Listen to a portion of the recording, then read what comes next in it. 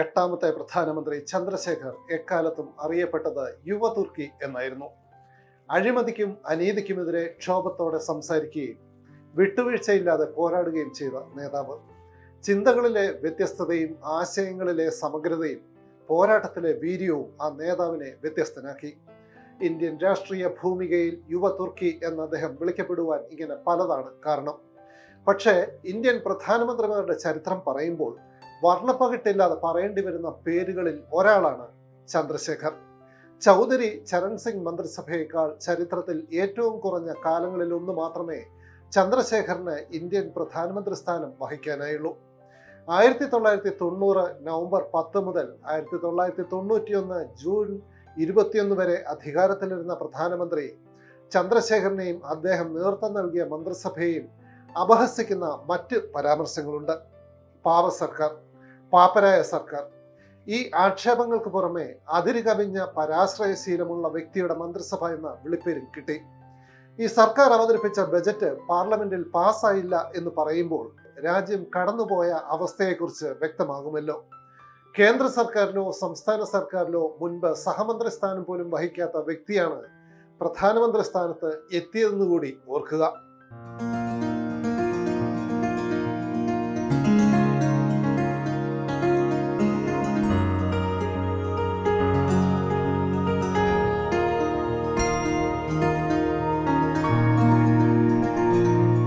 Trillion സാമ്പത്തിക ശക്തിയായി മാറാനുള്ള ശ്രമത്തിലാണ് ഇപ്പോൾ ഇന്ത്യ.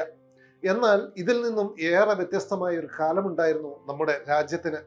അന്താരാഷ്ട്ര തലത്തിൽ ഇന്ത്യ പാപ്പരായെന്ന ആക്ഷേപം ശക്തമായ കാലം. ആഗോള ക്രെഡിറ്റ് റേറ്റിംഗ് ഏജൻസിയായ മൂഡി ഇന്ത്യയുടെ നില എല്ലാ അർത്ഥത്തിലും താഴ്ത്തി. ആ ഘട്ടത്തിലാണ് ചന്ദ്രശേഖർ മന്ത്രിസഭയിലെ ധനമന്ത്രി യശ്വന്ത് സിൻഹ അവതരിപ്പിച്ച ബജറ്റ് പാസാക്കാൻ പാർലമെന്റിന് കഴിയാതെ വന്നത്. അതോടെ ഇന്ത്യയുടെ നില കൂടുതൽ പരിതാപകരമായി. നിക്ഷേപ ഗ്രേഡിൽ നിന്ന് മൂടി കൂടുതൽ തരം താഴ്ത്തിയതോടെ ഹ്രസ്വകാല വായ്പകൾ നേടുന്നത് ഇന്ത്യക്ക് അസാധ്യമായി. ലോകബാങ്ക്, അന്താരാഷ്ട്ര നാണയനിധി എന്നിവ ഇന്ത്യക്ക് സഹായം നൽകുന്നത് നിർത്തി. സാമ്പത്തിക നില അമ്പേ തകർന്ന സാഹചര്യത്തിൽ രാജ്യത്തെ സ്വർണ്ണ നിക്ഷേപം ലോകബാങ്കിനും അന്താരാഷ്ട്ര നാണയനിധിക്കും പ്രത്യേക വിമാനത്തിൽ കൊണ്ടുപോയി ചന്ദ്രശേഖർ സർക്കാർ പണയം വെച്ചു. ഈ ആരോപണത്തിൽ ഇന്നും പക്ഷേ വ്യക്തതയില്ല. എന്നാൽ യശ്വന്ത് സിൻഹ ചുമതല വഹിച്ച ധനമന്ത്രാലയത്തിനെതിരെ ഈ ആക്ഷേപം ഉന്നയിച്ചത് അതേ മന്ത്രിസഭയിൽ വാണിജ്യ മന്ത്രാലയത്തിന്റെ ചുമതല വഹിച്ചിരുന്ന സുബ്രഹ്മണ്യം സ്വാമിയായിരുന്നു. അതുകൊണ്ട് തന്നെ ആ വിമർശനം സത്യമായിരുന്നുവെന്ന് ഇന്ന് പലരും വിശ്വസിക്കുന്നു. ഇന്ത്യ തികച്ചും വിചിത്രമായ അവസ്ഥകളിലൂടെ കടന്നുപോയ കാലമാണത്. രാജ്യത്തിനകത്ത് പ്രധാനമന്ത്രിയുടെ മുഖം നഷ്ടമാകുന്നു. പാശ്ചാത്യ രാജ്യത്തെ അധികാരികൾക്ക് പക്ഷേ ചന്ദ്രശേഖറിനെ പ്രിയമായി. ഗൾഫ് യുദ്ധം ആരംഭിച്ച സാഹചര്യത്തിൽ അമേരിക്കൻ സഖ്യസേനകളുടെ വിമാനങ്ങൾക്കും മറ്റും ഇന്ത്യയിൽ ഇറങ്ങാനും ഇന്ധനം നിറയ്ക്കാനും അനുമതി നൽകിയതായിരുന്നു കാരണം. ഉത്തർപ്രദേശിലെ ബലിയ ജില്ലയിലെ ഇബ്രാഹിം പട്ടി ഗ്രാമത്തിലെ കർഷക കുടുംബത്തിലാണ് ചന്ദ്രശേഖറിന്റെ ജനനം. 1927 ജൂലൈ 1. കലാലയ ജീവിതത്തിനിടെ വിപ്ലവ ചിന്തകളുമായി അദ്ദേഹം അടുത്തു.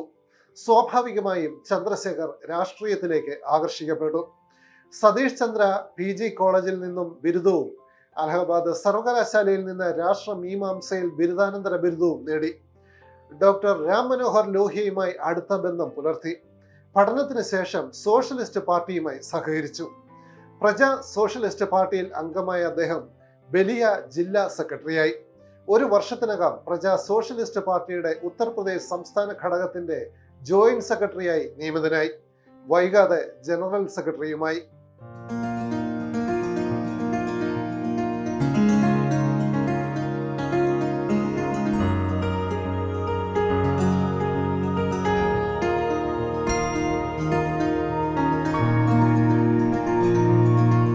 (1962 മുതൽ 1977 വരെ ചന്ദ്രശേഖർ രാജ്യസഭ അംഗമായിരുന്നു. ഉത്തർപ്രദേശിൽ നിന്നും 1962 ഏപ്രിൽ 3 സ്വതന്ത്രനായി തെരഞ്ഞെടുക്കപ്പെട്ട അദ്ദേഹം 1968 ഏപ്രിൽ 2 വരെ ആ സ്ഥാനത്ത് തുടർന്നു. അടുത്ത ദിവസം, അതായത് ഏപ്രിൽ 3 കോൺഗ്രസ് പ്രതിനിധിയായി അദ്ദേഹം രാജ്യസഭയിൽ സത്യപ്രതിജ്ഞ ചെയ്തു. 1977 മാർച്ച് 2 ബലിയ മണ്ഡലത്തിൽ നിന്നും ലോക്സഭയിലേക്ക് ജയിച്ചതിനെ തുടർന്ന് ചന്ദ്രശേഖർ രാജ്യസഭാംഗത്വം രാജിവെച്ചു. 1965 ഇന്ത്യൻ നാഷണൽ കോൺഗ്രസിൽ ചേർന്ന Chandrashekhar 1967 Congress parliamentary party general സെക്രട്ടറിയായി. അധസ്ഥിതർക്കും അവരുടെ സാമൂഹിക മാറ്റത്തിന് ഉതകുന്ന നയങ്ങൾക്ക് വേണ്ടിയും അദ്ദേഹം നിരന്തരം ശബ്ദമുയർത്തി. ഇതോടെ പാർലമെന്റ് അംഗമെന്ന നിലയിൽ ശ്രദ്ധേയനായി.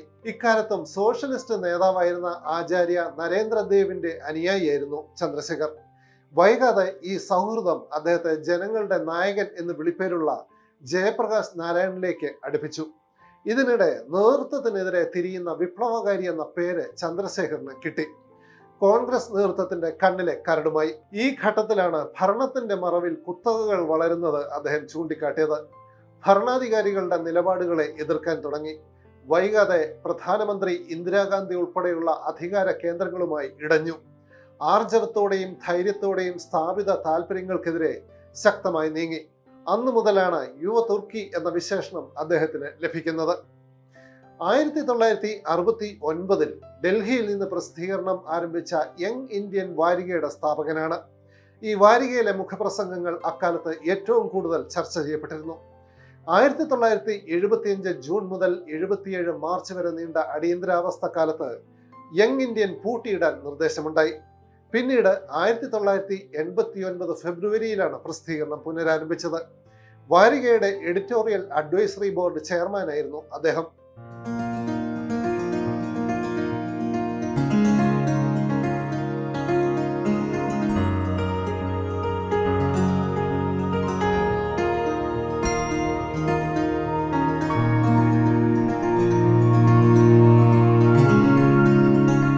കോൺഗ്രസിന്റെ ഉന്നതാധികാര സമിതികളായ കേന്ദ്ര ഇലക്ഷൻ കമ്മിറ്റിയിലും വർക്കിംഗ് കമ്മിറ്റിയിലും അംഗമായിരുന്നു ചന്ദ്രശേഖർ. പക്ഷേ 1975 ജൂൺ 25 അടിയന്തരാവസ്ഥ പ്രഖ്യാപിക്കപ്പെട്ട ഉടൻ അദ്ദേഹം അറസ്റ്റ് ചെയ്യപ്പെട്ടു. Maintenance of internal security act എന്ന മിസ നിയമപ്രകാരമാണ് ചന്ദ്രശേഖറിനെ അറസ്റ്റ് ചെയ്ത് ജയിലിൽ അടച്ചത്. അറസ്റ്റ് ചെയ്യപ്പെട്ട വളരെ ചുരുക്കം ഭരണകക്ഷി നേതാക്കളിൽ ഒരാളാണ് അദ്ദേഹം. ജയിലിൽ കിടക്കവേ അദ്ദേഹം എഴുതിയ കുറിപ്പുകൾ മേരി ജയിൽ ഡയറി എന്ന പേരിൽ പിന്നീട് പ്രസിദ്ധീകരിക്കപ്പെട്ടു. അദ്ദേഹത്തിന്റെ രചനകൾ ഡൈനാമിക്സ് ഓഫ് സോഷ്യൽ ചേഞ്ച് എന്ന പേരിൽ പുറത്തിറക്കിയിട്ടുണ്ട്. 1989 2 സംസ്ഥാനങ്ങളിലെ ലോക്സഭാ മണ്ഡലങ്ങളിൽ നിന്നുമാണ് ചന്ദ്രശേഖർ മത്സരിച്ചത്. ഉത്തർപ്രദേശിലെ ബലിയ, അയൽ സംസ്ഥാനമായ ബീഹാറിലെ മഹാരാജ്ഗഞ്ച് എന്നിവിടങ്ങളിൽ നിന്നും അദ്ദേഹം തിരഞ്ഞെടുക്കപ്പെട്ടു.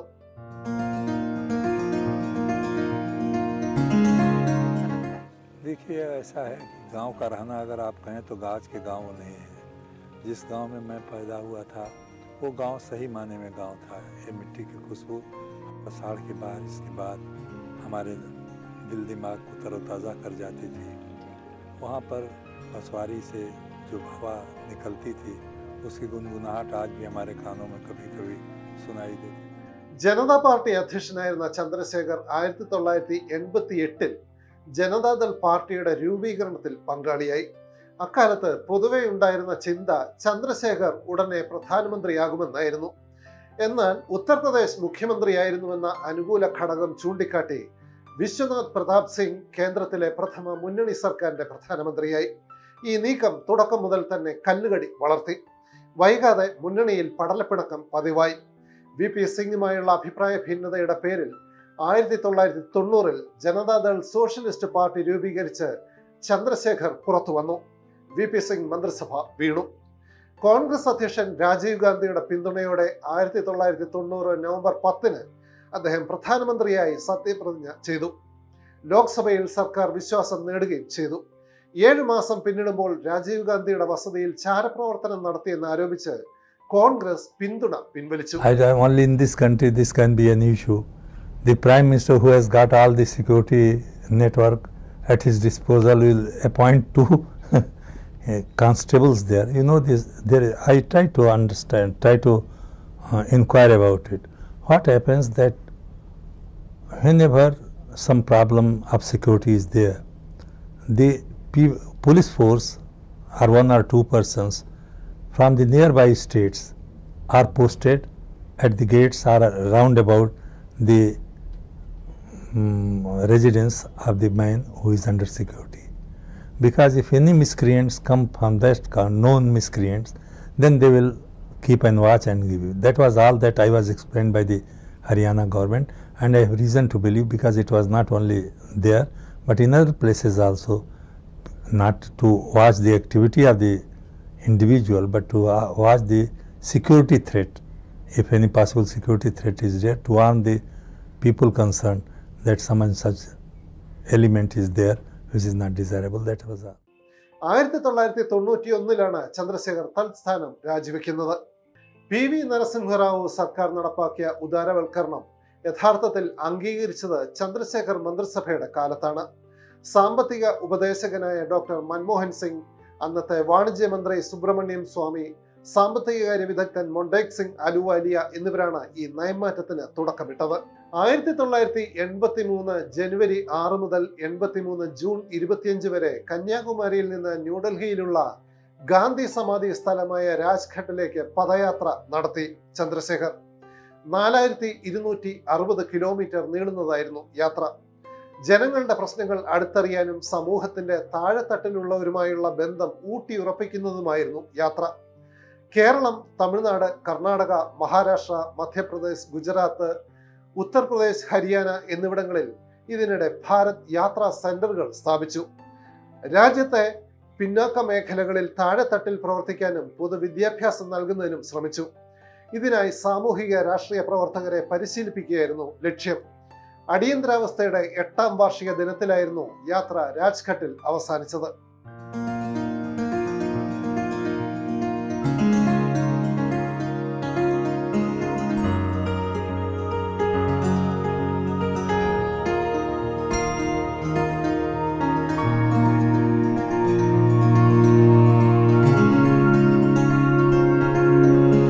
പ്രധാനമന്ത്രി ഇന്ദിരാഗാന്ധിയുടെ മരണത്തെ തുടർന്ന് 1984 നടന്ന പൊതു തെരഞ്ഞെടുപ്പിൽ ബലിയ മണ്ഡലത്തിൽ കോൺഗ്രസ് സ്ഥാനാർത്ഥി ജഗന്നാഥ് ചൗധരിയോട് ചന്ദ്രശേഖർ തോറ്റു. 1962 മുതൽ 84 വരെ അദ്ദേഹം പാർലമെന്റിൽ അംഗമായിരുന്നു.